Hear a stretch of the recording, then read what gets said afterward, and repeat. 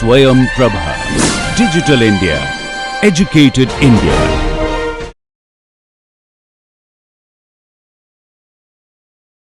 Hello and welcome back everyone. We are learning the basics of building construction and today we are going to start with a new module on masonry. In the previous module we had studied about the foundation and its types. Today we are going to start about learning the masonry and its various types. In this particular lecture, however, we are going to pay greater attention to brick masonry. So what do we mean by masonry? It's a construction of building units bonded together with mortar.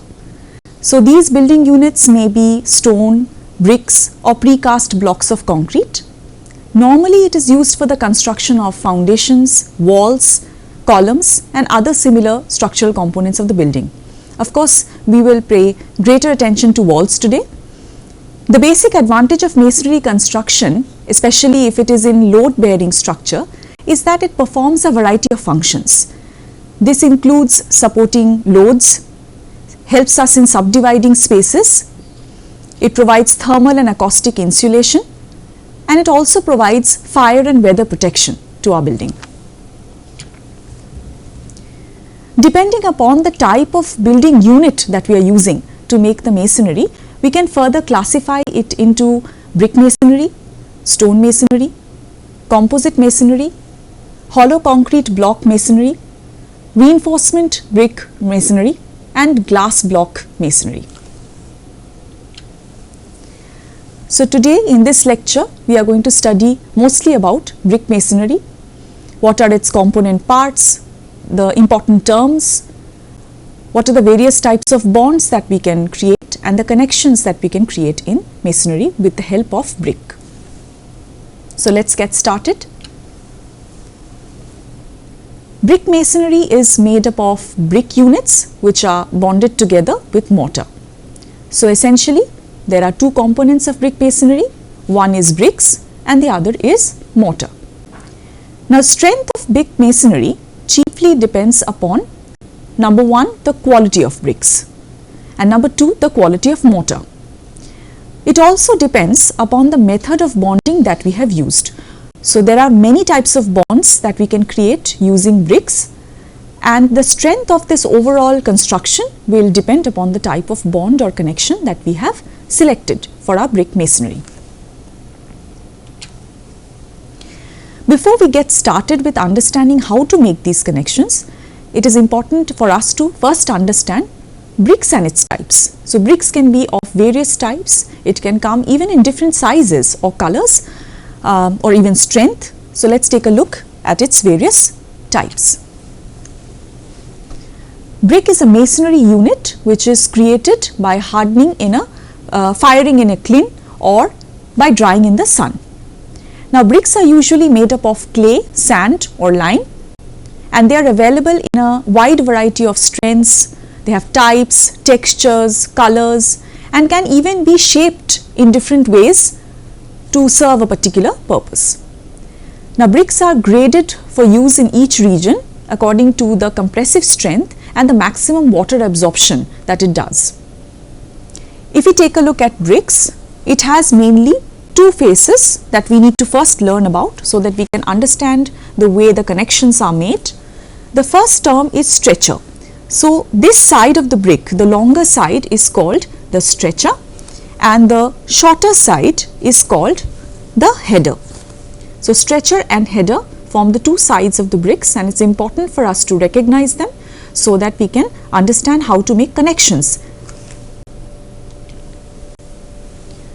We can classify bricks based on various characteristics.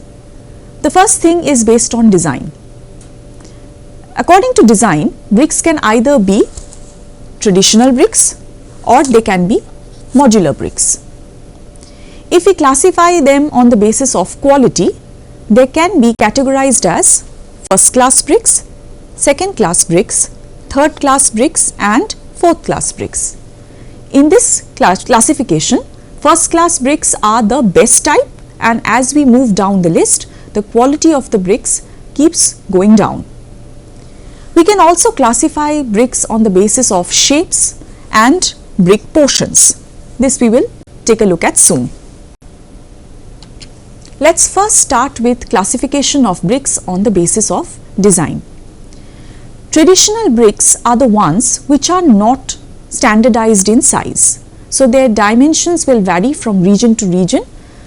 They may vary in length between 20 to 25 centimeter and the width can be from 10 to 13 centimeter. Similarly, the thickness can be between 5 to 7.5 centimeter. So definitely the size varies from place to place. In a particular construction, we will try to stick to one particular size. That makes it easier for us to make the connections. However, from region to region, we might have slight variation in the sizes of bricks. But in case of modular bricks, they are of a specific size and this size is laid down by the Bureau of Indian Standard Institution.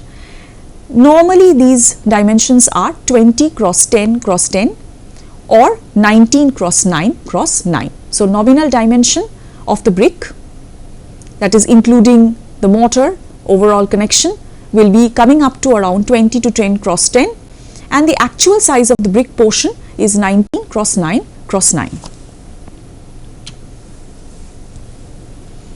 Now, let's start classifying bricks on the basis of quality. First class bricks are the best type. These bricks, they strictly conform to the standard size of modular bricks. So, they will be exactly 19 centimeter cross 9 centimeter cross 9 centimeter. Now, good bricks are manufactured from good quality plastic earth. They are free from saline deposits, which is very, very important. Otherwise, we will have a lot of saline deposit formation on the sides of the bricks, which might ruin our walls in the future. These are very well burnt and they emit a hard ringing sound when struck together. So, if we strike first class bricks against each other, there will be a slight metallic ringing sound. They have very straight edges and even surfaces. They are free from any cracks, chips, flaws or nodules of lime, which is why we can use this type of brick in exposed brickwork. So, if we want exposed brick work on the external facade of our building, we should definitely go for first class bricks because they will be the best looking finish that we can get. This type of brick also has very uniform color. Second class bricks are slightly irregular in shape and color and they are not always fully burnt, but they still have a clear ringing sound when struck against each other. By third class bricks, the quality will slightly deteriorate. So, it will be highly irregular in shape, color and finish. It might not be fully burnt, due to which it might have a reddish yellow color. These bricks also have low crushing strength and normally we do not use it for very quality brick masonry. Fourth class bricks are overburnt and they are crushed.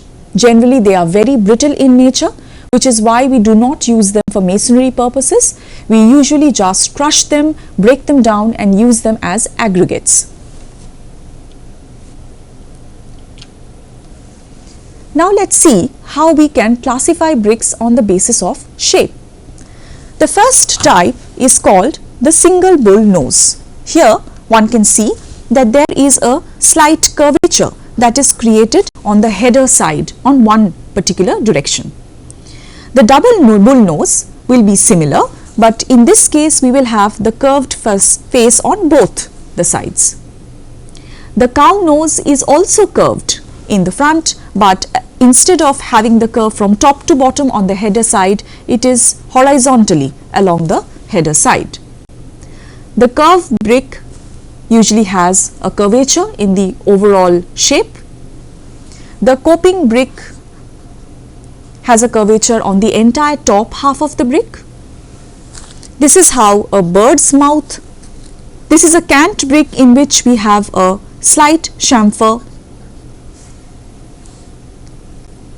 This is the double cant, which is similar to the cant, but in this case we will have the chamfer on both sides. The squint has chamfering on from the middle side to both directions of a header.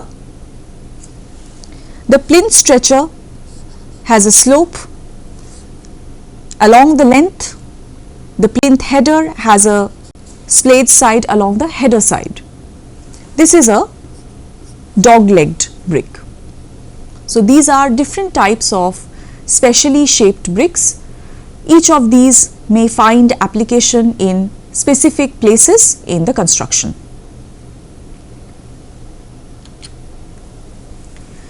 We can also classify bricks on the basis of portions. Now what this means is we are cutting a standard size of bricks into different sections such that it becomes half or quarter of its size. So it is basically taking a full size brick and cutting it up into specific patterns to get certain portions of the entire brick. So if this is the full brick, if we want to go for a queen closer, we will just take half of the brick along the length. Then we can further cut it down into another half to make a queen closer quarter. The king closer is created by cutting along an angle. The beveled closer has another angular cut, but it extends throughout the length of the brick. The mitred closer has another angular cut. And then we have the bats. So the half bat, 3/4 bat and the beveled bat are basically cutting the brick along the header side. So we can have half the size, 3/4 the size, or at an angle. We will look at the definitions of each of these brick portions in detail. So what do we mean by the term closer? Closer is used to close up the bond at the end of a course. Now when we start studying bonds, we will realize that it is made in such a way that the vertical joints in successive courses in a masonry wall is not supposed to align. So for us to be able to stagger the vertical joints, it is important for us to sometimes use closers at the end of a course to ensure that we can stagger these vertical joints.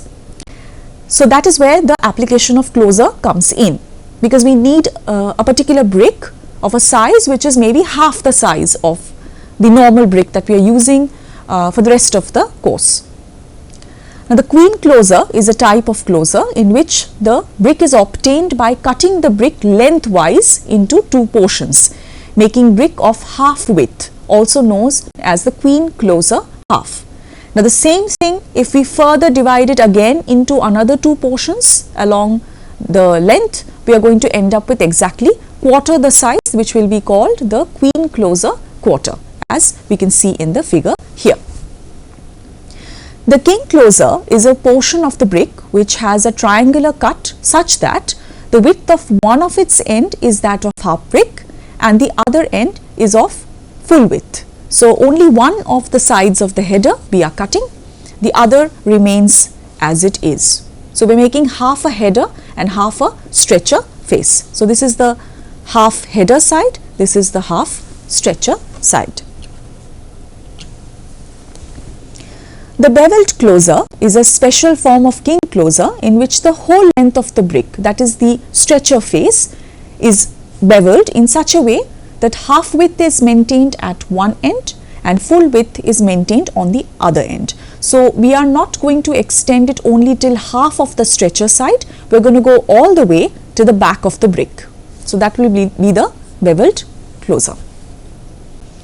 The mitred king closer is a portion of brick whose one end is cut, splayed or mitred for full width, and the angle of the splay may vary from 45 to 60 degrees, and one longer face of the mitred closer is of full length of the brick while the other is smaller in length. So based on the angle, it will arrive at a certain portion of the stretcher side.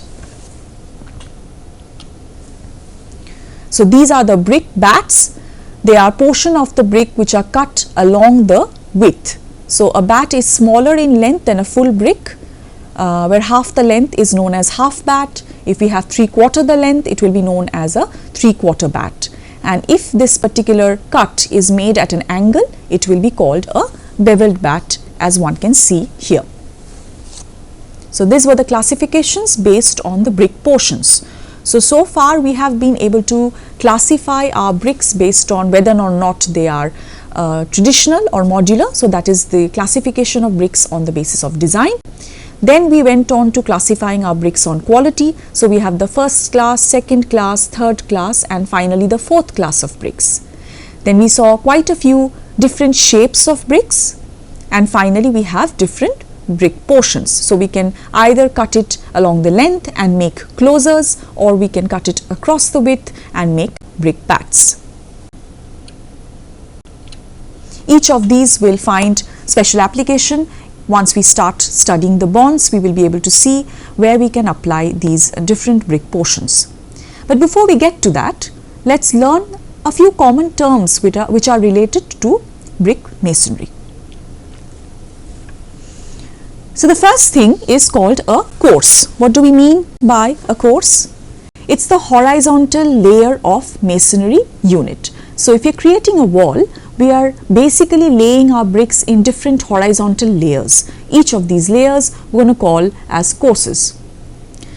Header is a full stone unit or brick laid such that its length is perpendicular to the face of the wall. So when we look at the wall, we will only see the smaller side of the brick. Similarly, if we see the full stone unit or brick laid such that it is along its length, so we can see the length of the brick parallel to the face of the wall, then it's going to be called as stretcher. The bed is the lower surface of a brick or stone in each course. So that is the surface of the brick which is lying flat on each course.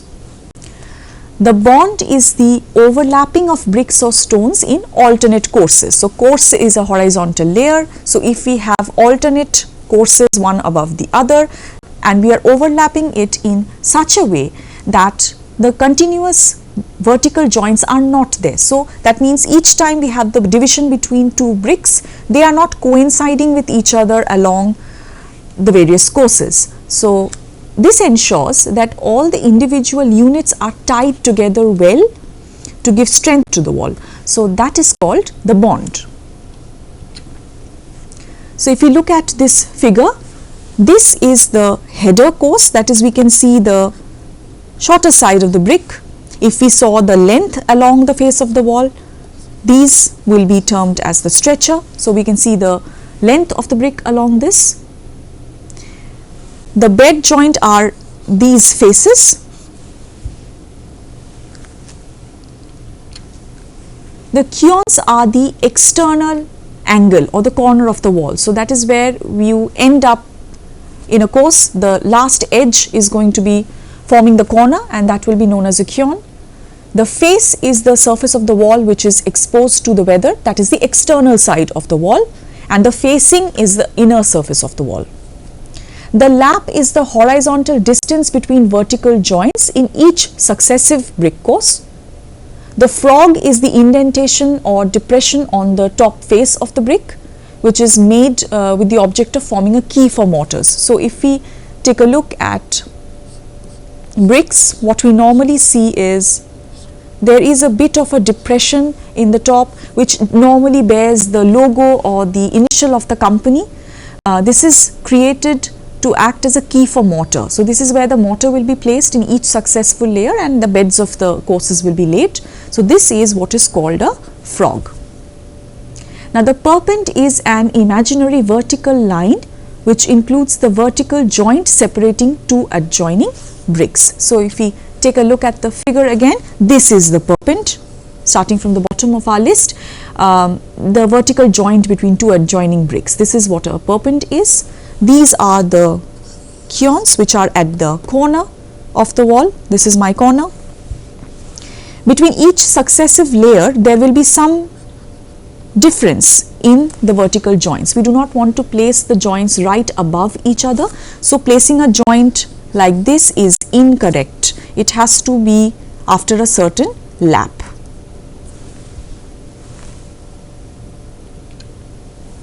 Now let's get started with the bonds in brick masonry. It's a long list, so let's pay a little bit of attention.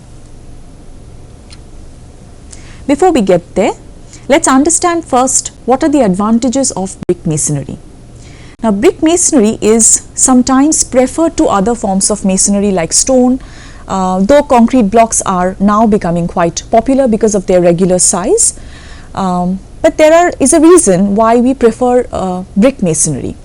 Brick masonry is easier for us to create because the bricks are uniform in shape and size and they can be laid in a definite pattern.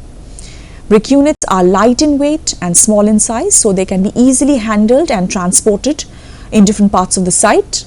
They do not need any dressing. So if you're dealing with stone masonry, the stone first has to be prepped and dressed so that we can make it into a regular size and shape, and then we can use it in our masonry. But the brick is ready to use in the way it has arrived at the site.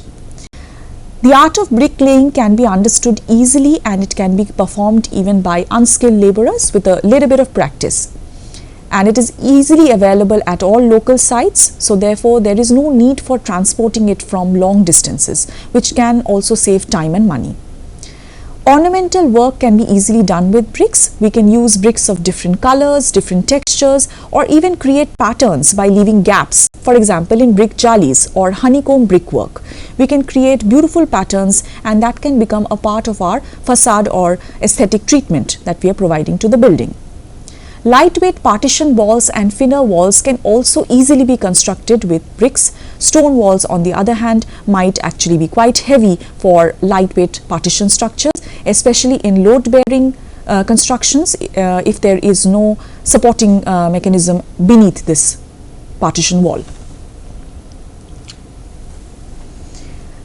Bond is a specific arrangement of bricks in layers. Quite simply, the different arrangements in which we place bricks in different courses is what is bond.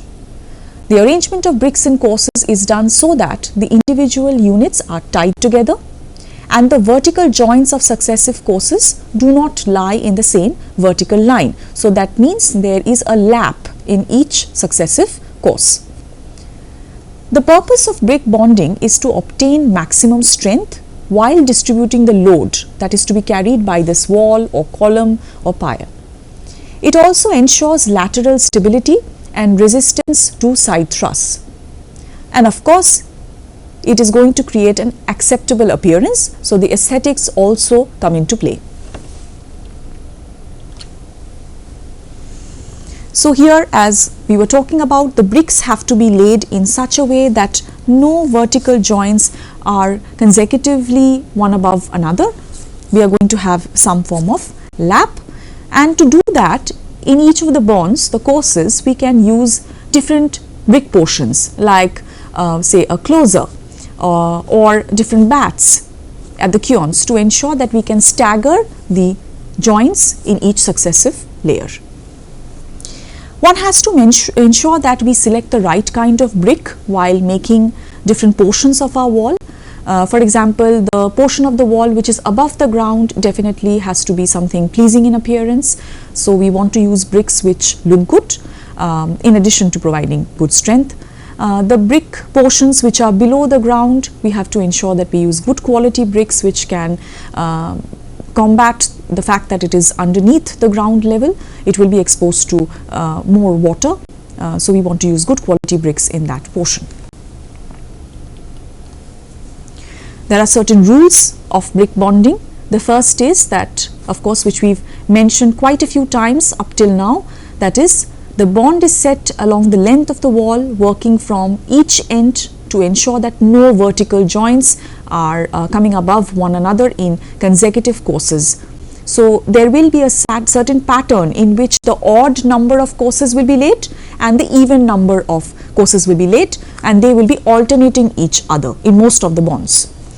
Now, walls which are not in the exact bond length, it is possible.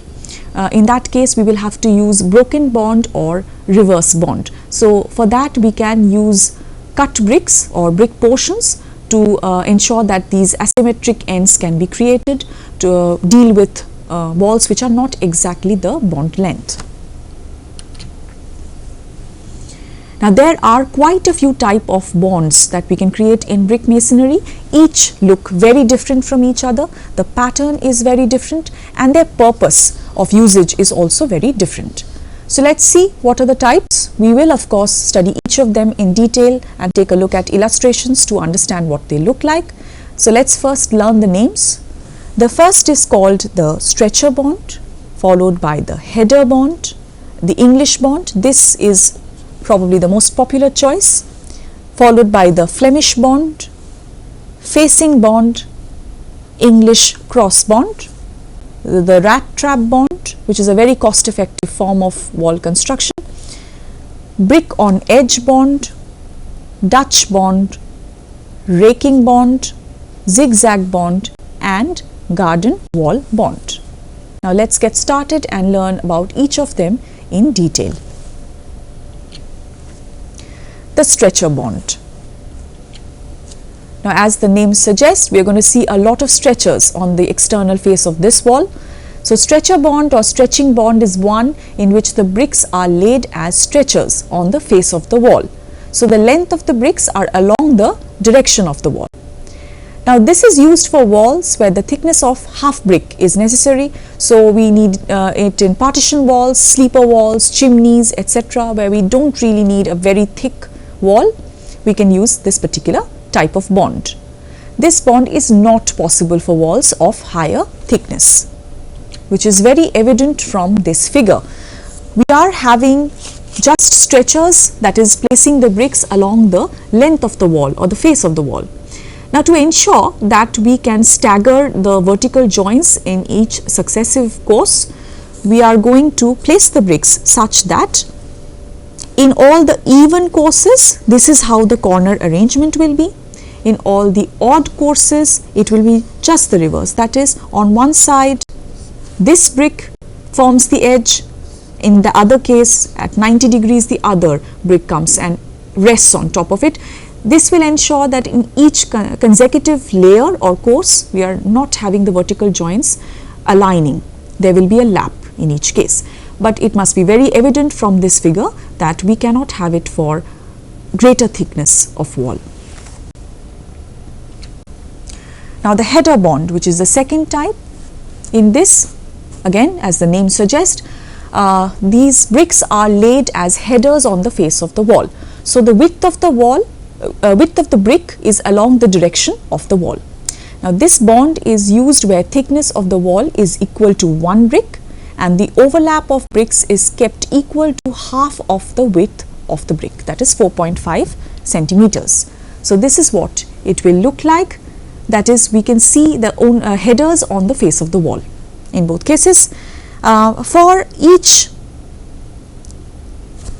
even course, we have to ensure that we are using brick bats in this direction, whereas for the odd courses, just the direction will be at 90 degrees. But it is necessary for us to use the 3/4 bats to ensure that we stagger the laps in each successive layer. Otherwise, the vertical joints will come in one straight line, which is something we cannot do. That is the first rule of brick bonding. Now, the English bond. This is the most commonly used bond for its wall thickness. It consists of alternate courses of header and stretcher. The vertical joints of the header courses come over each other, and similarly the vertical joints of stretcher courses also comes above each other. But because we are alternating the header and the stretcher courses, the vertical joints are not aligning in every consecutive layer. It's in every alternate layer. It is one of the strongest bonds, but the only disadvantage is that a lot of facing bricks are required. It requires 89 facing bricks per square meter, which is quite more than most of the other bonds. So, this is what it will look like. We will have alternate header and stretcher courses, and to ensure that we can stagger the laps or the vertical joints in the header courses, we can introduce the queen closer at the queue side.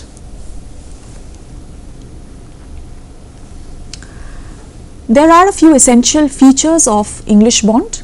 The alternative courses will show either headers or stretchers in elevation. Every alternate header comes centrally over the joint between two stretchers in the below course. So, if you look at the figure, the header will exactly appear centrally over the joint between the two stretchers in the course below. Now, in the stretcher course, the stretchers have a minimum lap of 1/4 their length over the headers. There is no continuous vertical joint.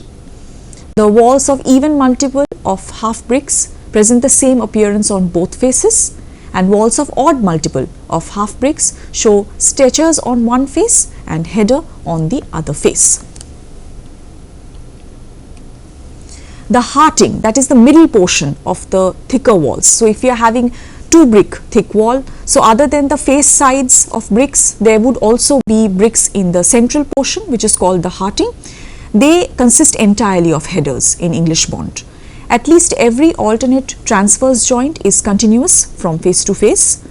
A header course should never start with a queen closer, as it might get displaced. So the first brick that we will see is a header, followed by the queen closer, and then further headers. The queen closer is not required in the stretcher courses. We will be able to achieve the lap without the help of a closer in the stretcher courses. This is how we can also add piers at the end of the walls as and when necessary. That can be done in the odd number courses as well as the even number courses, as we can see in this figure. This is an even number course. So here in the face we can see stretchers, whereas in the odd number courses we are going to see headers in the elevation. In case of the header course, we will require a queen closer. This is the queen closer. This will not be required, as you can see in the stretcher course. Definitely on the header side, again we would require a closer.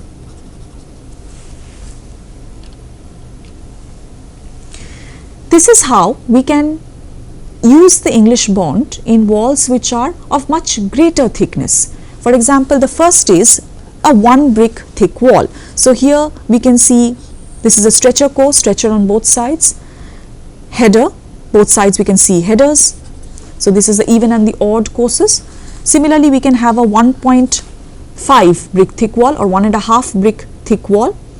Here stretchers on one side, headers on the other. Similarly here, header on this side, stretcher on the other side. If we are going for a 2 brick thick wall and we are going for the stretcher course, that is the odd course, so we will see stretcher on the 2 faces, but the hearting or the central portion, middle portion is created entirely of headers. This is how a 2 brick thick wall would look on the header course or the even courses. So in this way we can actually create multiple thickness of brick walls. We can further increase this to even 2.5 brick thick wall or 3 brick thick wall. So even in 3 brick thick wall we can see that the central hearting is created with entirely of headers. So that was the English bond, the most commonly used bond. Now we are going to see another very popular bond called the Flemish bond. Now in this case, each course is comprised of alternate headers and stretchers. So in the previous bond, we had headers in one course followed by stretcher in the consecutive course, but in the Flemish bond, we are going for alternate headers and stretchers in the same course. So every course will start with a header at the corner and then have stretchers. Now they are considered aesthetically superior, and they also have another advantage over English bond, and that is they have less facing bricks. So English bond we had 89 facing bricks per square meter, but in the Flemish bond we have about 79 facing bricks. So we saved 10 bricks per square meter there. Flemish bonds are of 2 main types, double Flemish bond and single Flemish bond. The elevation that we see in this slide is actually a double Flemish bond. So here, as one can see, we will have alternate stretchers and headers in the same course. Obviously, in the odd and even number of courses, the position of the stretcher and the header will be interchanged so that the vertical joints don't align.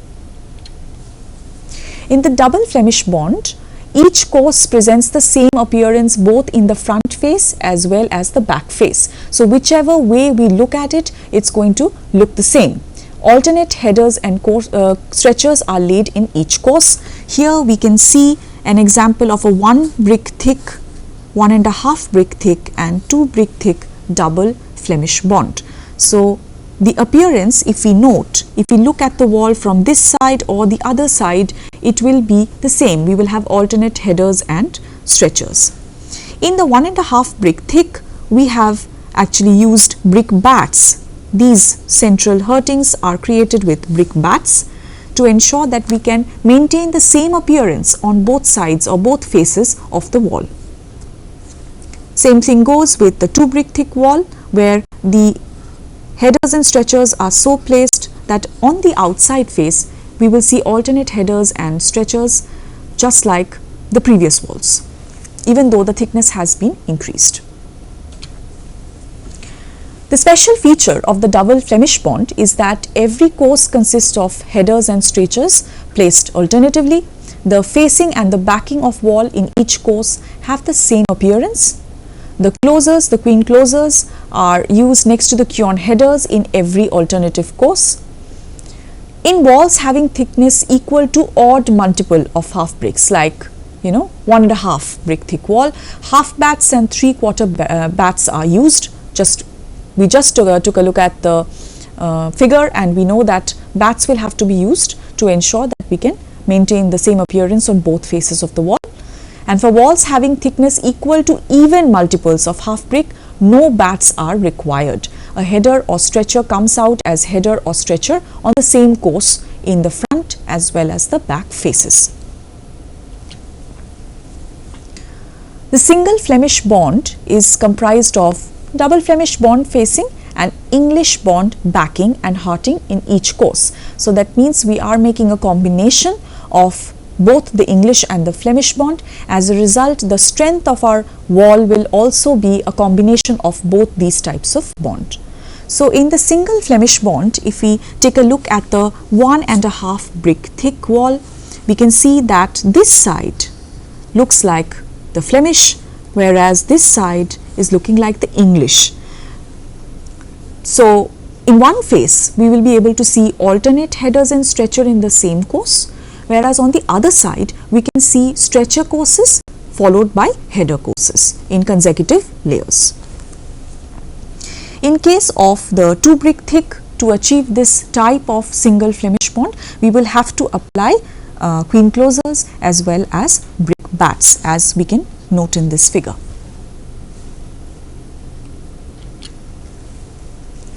If we do a comparison between these two popular bonds, English and Flemish, we will see that English bond is stronger than Flemish bond for walls thicker than 1.5 brick. Flemish bond gives a more pleasing appearance than the English bond. Broken bricks can be easily used in the form of bats in Flemish bond. However, more mortar will be required because lot of perpends will appear. Construction of Flemish bond requires greater skill in comparison to English bond. It is a bit more complicated. English bond, on the other hand, requires more number of facing bricks. So 89 facing bricks per square meter, whereas the Flemish bond will have only 79 facing bricks. The next one is facing bond. This type of bond is used where bricks of different thickness are to be used in the facing and backing of the wall. In this bond, header courses are provided after several stretcher courses. So unlike the English bond, where in each consecutive layer we had header and stretcher, in this case the header courses will appear very far apart and we'll have a lot of stretcher courses in between. As the thickness of the bricks are different in facing and backing, the vertical distance between successive header courses is kept equal to the least common multiple of the thickness of backing and facing bricks.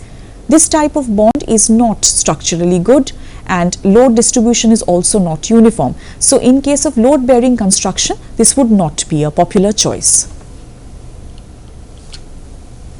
The English cross bond is a modification of English bond and it is used to improve the appearance of the wall. The bond combines the requirement of beauty and strength.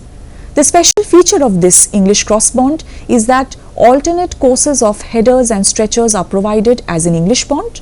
The queen closer is placed next to the queen headers and a header is introduced next to the stretcher in every alternate stretcher course. So this is what it will look like. In every alternate layer, we will have the queen closer next to the header,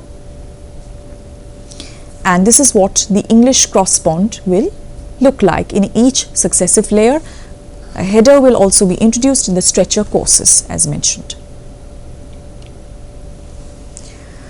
We can actually create beautiful patterns on the walls by using English cross bonds. We can use different textures or colors of bricks and stagger the stretchers such that patterns are created, much like what we can see in this figure, how different patterns have been created using different colored bricks. Very useful even in case of boundary walls or some place where we want to introduce some aesthetic pattern. The rat trap bond is a very innovative and popular cost-effective construction technique. It was introduced by architect Laurie Baker in the 1970s, and it is a very cheap brick masonry bond because it helps us save a lot of bricks. It uses bricks on edge and it creates hollow pockets or voids inside the wall to create patterns such that the total weight of the wall is reduced, the number of bricks required for the wall is reduced, and the amount of mortar needed is also saved. It reduces the overall quantity of materials that is coming in, so it essentially helps us save a lot of money. But other than that also, because it's creating a lot of air pockets within the wall, it has very good thermal efficiency. It can also provide insulation to the internal spaces. The criteria for the construction of rat trap bond is that the size of the bricks have to be of a standard size because it's difficult to create this pattern otherwise, and the edges and corners of the bricks must be very sharp and straight. They should be perfectly regular in shape, so that means we should go for the high quality bricks, maybe the first class bricks. Also, the rat trap bond has a very pleasing appearance. So if we want to retain an exposed brickwork look to our building, that is, we do not want to cover it with plaster, we can actually go ahead and use the first class bricks. That would be giving us the best result. So this is what the rat trap bond looks like. As one can see that in each of the courses we are creating voids inside the wall. These are gaps which are created by placing the headers and stretchers alternatively in such a way that a gap is created in between. So this entire portion is helping us save the amount of brick and mortar we are using for the construction of our wall. The brick on edge bond. This is also alternatively known as the silver locks bond or the soldier's course.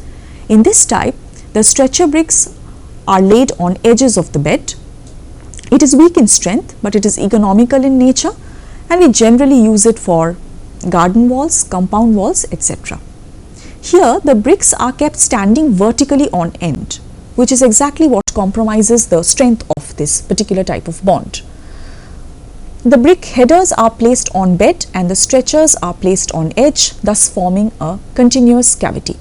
The cavity results in less consumption of brick units. So if we want to create a cheap wall like for our gardens or our compound boundary wall, we can go ahead and use this type of construction bonding. So this is what it will look like.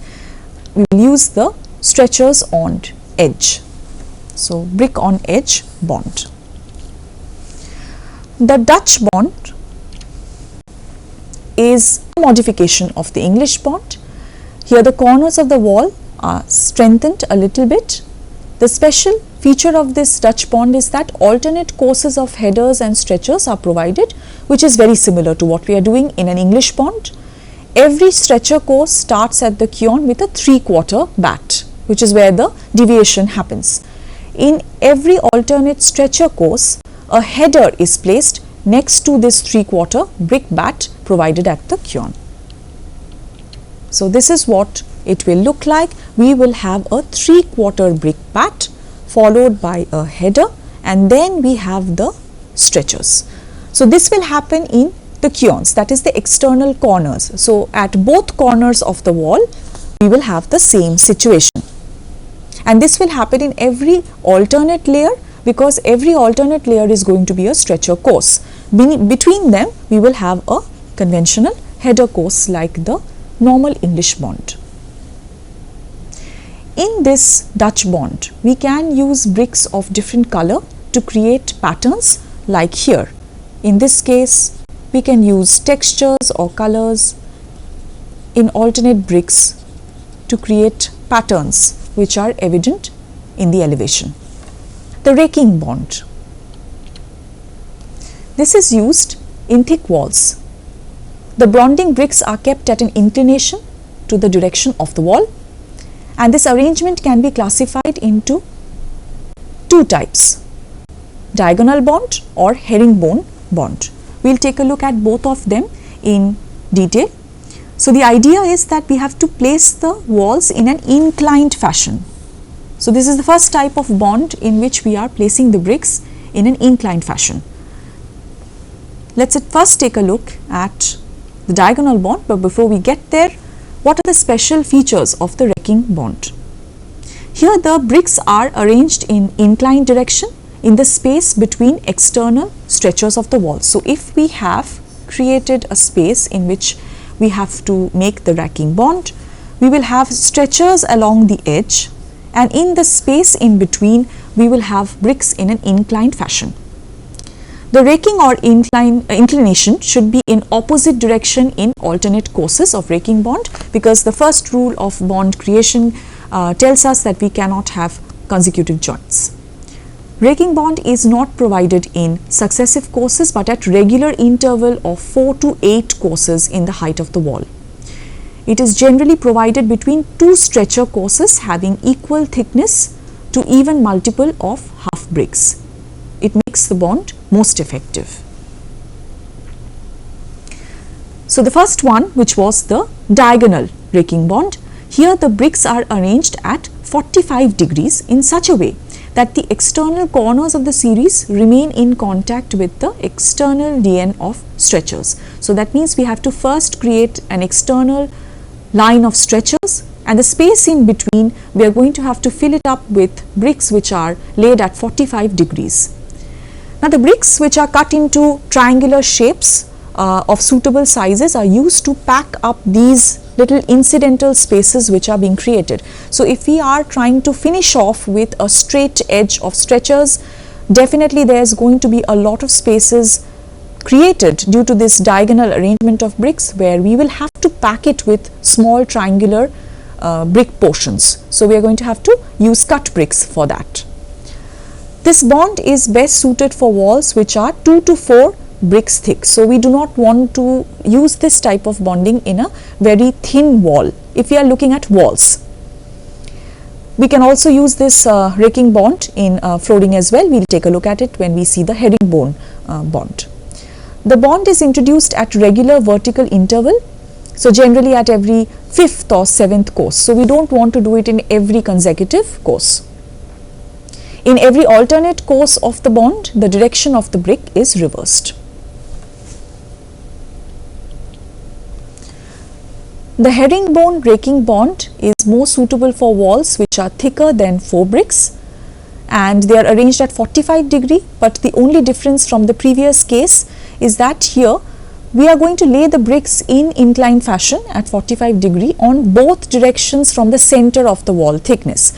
So, in the previous example, the bricks were all in the same direction, but here we are going to divide this portion into 2 halves, and in each half the brick will go in opposite directions. The bond is introduced in the wall at regular vertical intervals, and in every alternate course the direction of the bricks will have to be changed to avoid the joints arriving at consecutively alignment. Now, the bond is also used for ornamental finish to the face of the work. So, if we have a wall, we want to give a certain specific aesthetic look to it, we can use this particular type of pattern, and we can also use this for brick flooring.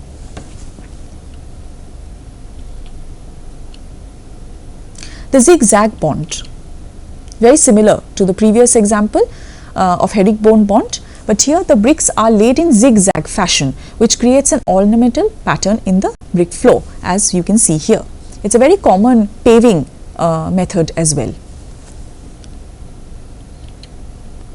Garden wall bonds. It is used for construction of garden walls, boundary walls, compound walls, etc. Now, this is where the thickness of the wall is 1 brick thick and the height does not exceed 2 meters. So, that means this bond might be attractive looking, but it is not very strong in strength. So, we do not want to use it for load bearing structure or even walls which are exceeding 2 meters in height. So, for boundary walls or our garden compound walls, if the height is within 2 meters, we can go ahead and use this particular type of bond. This can be further classified into 3 types: garden wall English bond, garden wall Flemish bond, and garden wall monk bond. So, these are illustrative representations of all 3. The garden wall, which is made with English bond, is here. We have alternate layers of headers and stretchers. The garden wall Flemish bond is going to have headers and stretchers appearing in the same course, and in case of the monk bond, we will place the headers after every 2 stretchers, and in the header courses we will use a 3/4 bat to ensure that we can create this essential lapping. So, we can use the English bond look, Flemish bond look, or the monk bond look to create the garden walls. Definitely good in appearance, but we do not want to do it for a very tall wall. So, these were all the types of bonds that we can create, a total of 12 types of bonds. We will revisit them again at the end of the lecture to remember all the names. But the idea is that we can create different types of connections with our bricks to serve different purposes. This is being done because we need walls of different thickness. We need walls which are able to accommodate different amounts of load. They are applicable in different situations. For example, flooring, it may be an ornamental wall, a garden wall, a load bearing wall. Each of these are going to call for different types of bonds. Each type of bond is going to have a specific pattern. It will require different portions of brick to ensure that the vertical joints do not appear right above each other in consecutive courses. We will have different bats needed for the hearting of the bricks, brick walls in which we are dealing with more than 1.5 brick thick walls. So, based on the application and pattern, it is important for us to understand how the courses, even and odd, have to be designed for each type of bond depending upon the thickness of the wall. So, 1 brick thick, 1.5 brick thick, 2 brick thick, 3 brick thick, and so on and so forth. So, each consecutive layer of odd and even will have a different pattern depending upon the type of bond we are dealing with. Other than this, we also have other connections that appear throughout our walls. These connections are places where 2 walls are coming from different directions and they are meeting. So, they can be 2 things, either it could be junctions or they could be chions. So, chions we have already seen in our previous bond examples, where we are seeing how the external walls are meeting at a corner. So, these are the chions and they will have certain pattern to it. In some cases, we will have to use closers, bats, headers to ensure the laps are maintained. We can also have junctions which are created when one wall is a subsidiary wall which is coming and meeting another wall. So, this meeting is known as a junction. Now, these junctions can also be further subdivided into 3 types. So, this connection of one subsidiary wall at another wall can either be a T-junction, that is, we have one wall coming in and another wall meeting it at right angles, that is a T-junction. So, basically if we look at the wall in plan, it will look like a T. So, this is one junction. The other junction is a cross junction, when the subsidiary wall continues beyond the junction. So, if we have one wall meeting another wall, but this wall doesn't stop here, it actually continues. So it's kind of like a cross. So the name cross junction or intersections. The other is called a squint junction, in which this connection between, or the junction created between the subsidiary wall and the main wall is not at 90 degree. So there might be some special situations where at an angle the wall arrives and meets another wall. The kions are connections which are formed between two external faces. So this connection or the contact can be either at right angle, so it will be a 90 degree corner, or it could be at an angle other than 90 degree, in which case we will call it a squint kion. So those were junctions, or kions are the two connections that we can have in our masonry walls. Now let's take a quick recap before we end this lecture.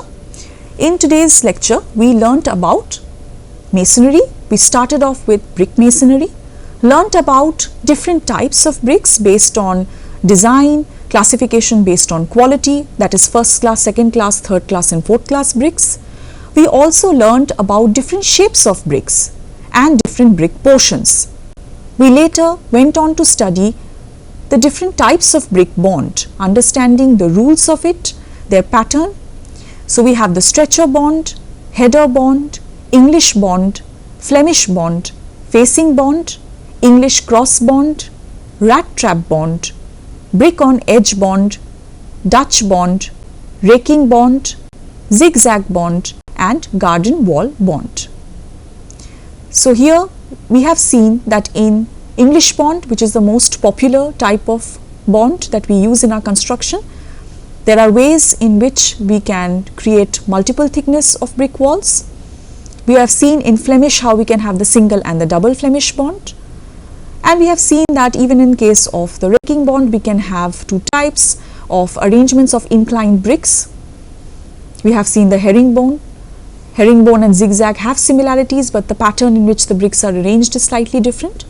So it's important for us to remember how to draw these so that we can differentiate them later on.